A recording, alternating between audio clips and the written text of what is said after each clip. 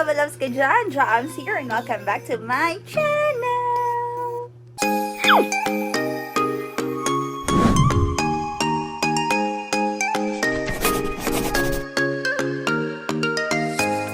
Hey Baba Loves! So yeah, I know it's been a while. Sobrang tagal ko na hindi nag-upload and hindi nag-vlog.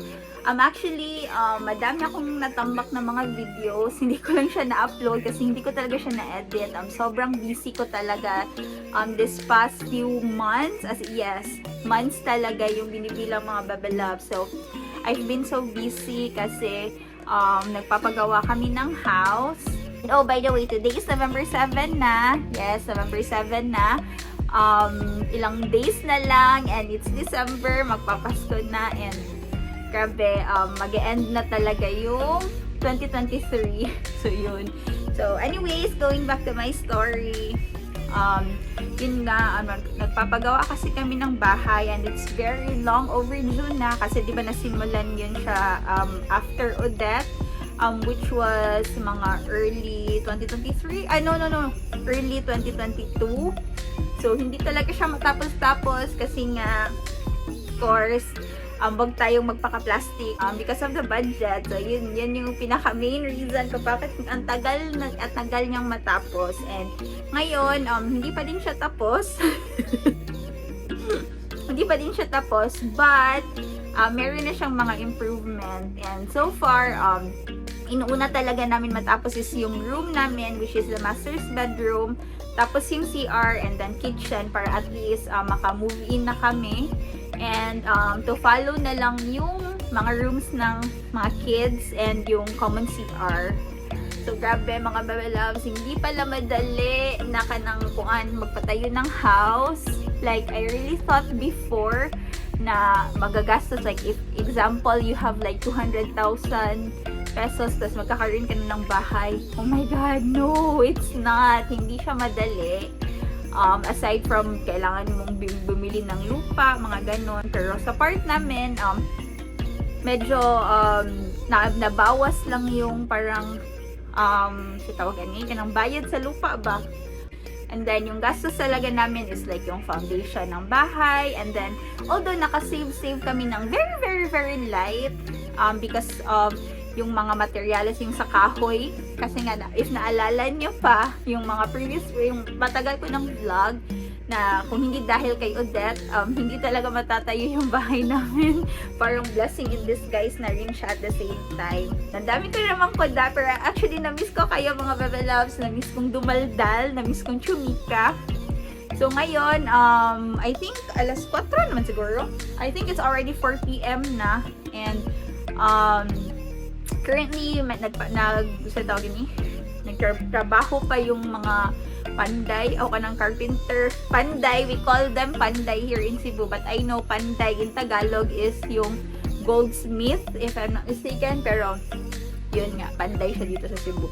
So, nagtatrabaho sila ngayon. Yung tinatrabaho nila is yung tiles namin sa kwarto. And hopefully matapos siya within this week. Kasi balak namin mag-move in na talaga this month.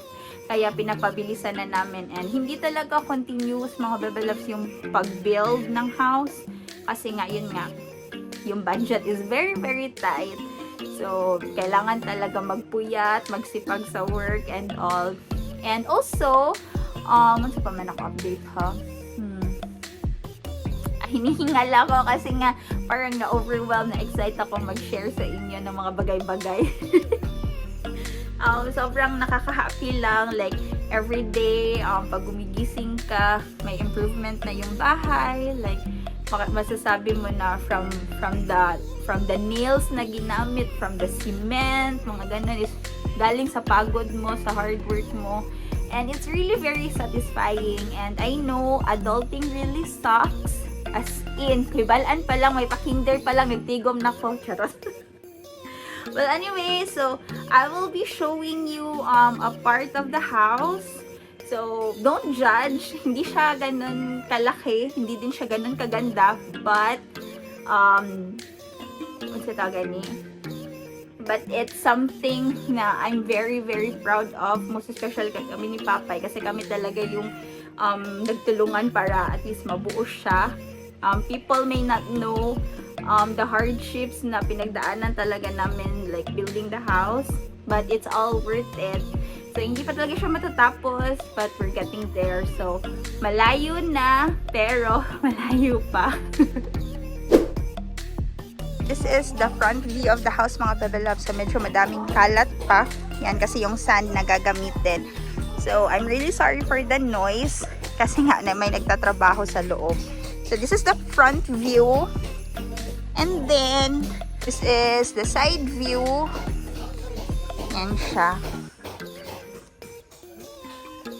So, if you're wondering bakit hindi siya full concrete, it's because of the kuryente issue. Basta I'll share it later. So, I'll show you first yung mga portions ng house. So, in this area, yan, wala pa siyang kisame actually. So, this will be our living room. And then, yan yung hallway namin that's going to the that's going to the kitchen. And then, here's Papay. Hi, Pai! Then, here, this will be Kuya's room. So, yan yung bahay nila, Papa. So, dyan kami currently nakatira. So, neighbors kami. Anyways, this is Kuya's room. So, same, wala pa din kisame. But we're getting there. So, sorry sa mga sinampay. So, this will be Brianna's room.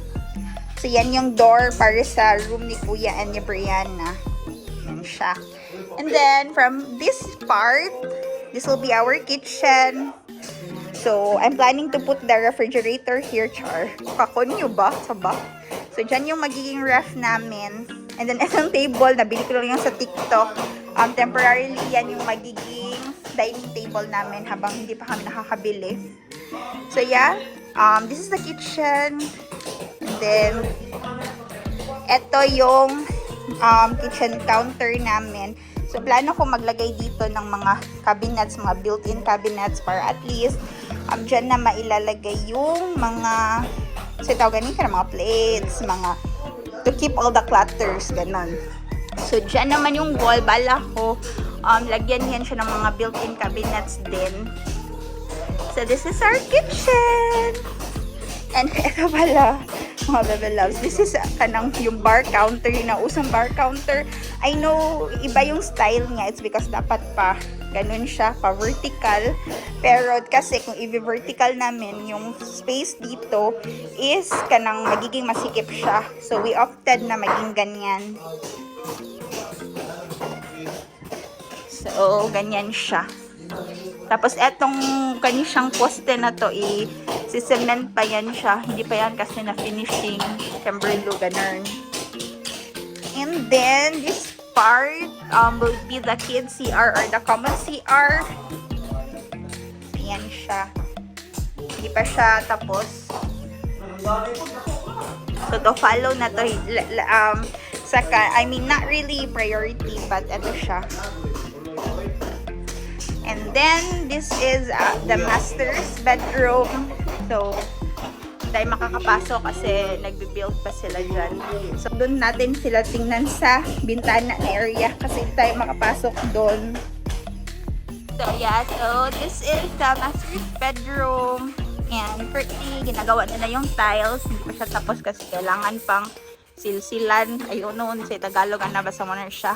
And that is our wait, ni blurry. That is our CR. So, I'll just show you some other time. So, yun na siya. Yeah, so yun yung parang kabuuhan ng house. So, diba, I told you, hindi siya ganun kalaki. But, sakto lang naman sa amin. Kasi 4 lang naman kami. Si Papay, ako, and then yung kids. So, perfect lang siya for us. So, going back to my chika, mga bebe loves, with regards kung bakit hindi full concrete yung yung house namin. It's because sabi kasi nila, if full concrete yung magiging house mo, malaki yung i-charge ng kanang sa kuryente gani. So, sa amin dito, sa probinsya, yung tawag sa kanang light provider or electricity provider namin is Koan, si Beko. Tapos, if Koan daw, wait lang, pati lagi siya. If full concrete yung magiging house mo, parang malaki yung magiging rate sa kuryente. So, which is why we opted sa, parang tawag dun is 2.5, something ganun. I don't know if that's the correct term. Correct me if I'm wrong. But, yun yung tawag daw na yung half niya is concrete, yung half is yung plywood. Kaya, ganun yung bahay namin. But actually, yung master's bedroom, kung sa tawag ni, imbis master's bedroom siya, yung walls niya is kuan siya kanang naka-plywood compared dun sa room ng mga bata na yung parang yung plywood na wall is yung sa side lang na may windows. But anyways, it's okay. So next time sana the next time na mag-vlog ako dun na finally sa Forever Home. And I'm really so excited. And also, this coming Friday, install na din yung sliding window namin. And I'm really excited about it as well. Kasi mako-close na siya. Kasi initially, yung plano namin ni Papay doon, if in case hindi talaga kakayanin ng oras na magpa-sliding window, is bibili na lang kami ng plywood. Tapos, i-close na lang namin siya doon sa windows. And mind you, Bebe Loves, like 9 windows yun, so there's really no ventilation. If kanang maglalagay kami, if kanang patatapan siya plywood ba, kaya yun, blessing in disguise na din na may nakuha kami na kakilala na pumayag sila na magpa-installment ng windows. I'm really so happy. And yes, ngayong Friday na mga Bebe Loves, magkaka-window na kami. Grabe, I really can't wait. As in, sobra. Alam ko parang, sige na akong balik-balik, maulit-ulit na ako sa kakasabi na I'm so happy, I'm so excited. Pero yun talaga yung nafe-feel ko mga Bebe Loves. As in, walang paglagyan, walang eme, walang paglagyan yung happiness ko. So, there are days na parang medyo super down talaga ako, but every time tinitingnan ko lang yung parang yung house, yung like example today nagmamasa lang sila, tapos pagtingin ko ulit is meron ng walls, ganun, like nakita mo talaga yung transformation niya from scratch, ganun, basta OA na kung OA, but this is how I feel. So yeah, can't wait for Friday. And then, I'll update you by Friday kung ano na yung kuan.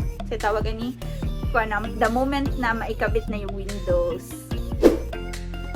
Hey, Bebe Love, so today is Thursday na. And, ito na yung improvement or ito na yung kanang, so tawagan ni progress ng ating tiles. Siya mga Bebe Loves, yung tiles. So, happy. Pero, yung mga dito, yung mga corners, hindi pa siya tapos. Pero so far, ito na siya. And also, I think hindi ko napakita yung ceiling namin. Yan siya. Tapos, meron siyang tricolor too. So, hindi siya ma-appreciate sa camera. But anyways, yan siya. Then, ito na din yung CR. Meron na din siyang ilaw. And at the same time, yung exhaust fan niya. So, every time siniswitch off siya, namamatay din yung exhaust. Tapos pag inon yung light, then kuan po siya, mo-on po siya. Really, tinanggal mo na yung door kasi magka-tiles na din dito sa CR or hindi siya sa gabal.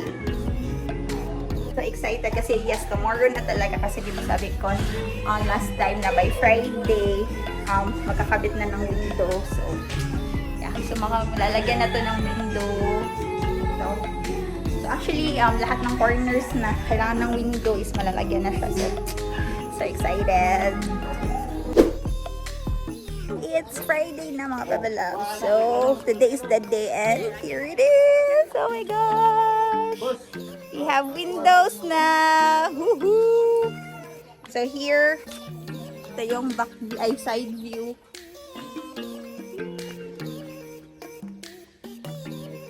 So, tingnan natin sa loob how it looks like. Dali ba na? Meron na siyang windows. So happy. Then yung tiles is done na siya. And Brianna's room. Yan, close na siya. Happy ka na? Uy, na And then, Kuya's room, isa lang yung window niya kasi isa lang man. Ganam siya sa center. Kitchen. Nice. Ay, the front view.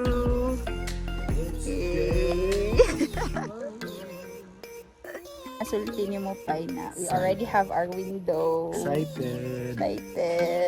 College now. So na excited. Now, you boy. Kinakain na balikan mga Bebelabs kasi busy na naman ako. But yeah, so far, yun yung kaganapan for this week. Lagi yung major update sa bahay.